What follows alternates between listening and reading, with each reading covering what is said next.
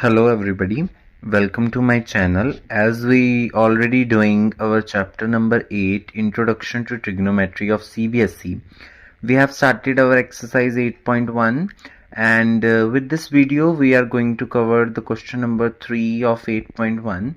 Let's solve this question.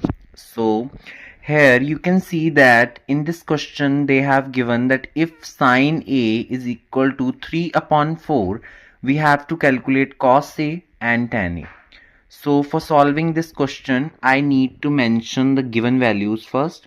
So sin A is equal to 3 upon 4. Right. तो हमें पता है कि sin A की वैल्यू उन्होंने हमें क्वेश्चन में गिवन की है 3 upon 4. This seems to be different as compare to previous question. हम इसको कैसे देखेंगे? हमें पता है साइन का फॉर्मूला क्या होता है, perpendicular upon hypotenuse. So can I consider this fraction as a perpendicular upon hypotenuse? Right. तो परपेंडिकुलर हमारा इसके अकॉर्डिंग 3 हो गया और हाइपोटेन्यूज इसके अकॉर्डिंग कितनी होगी 4. तो I will be writing perpendicular is equal to 3 and hypotenuse is equal to 4. Again हमें पता है जब हम कोई भी सम सॉल्व करते हैं, लाइक इसमें हमें cos A और tan A निकालना है, तो we have to find all 3 sides first by Pythagoras, then we will be moving forward. So we have to apply the Pythagoras theorem here. So by Pythagoras theorem we know कि Pythagoras theorem क्या होती है, h square is equal to base square plus perpendicular square. इसमें मैंने लिखा h square is equal to base square plus perpendicular square.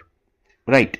अब मेरे को इसमें क्या करना है, वैल्यूज पुट कर देनी है. एच स्क्वायर की जगह पे मैंने 4 का स्क्वायर पुट कर दिया, बेस की जगह पे मैंने कुछ नहीं पुट करना क्योंकि हमें वो गिवन नहीं है.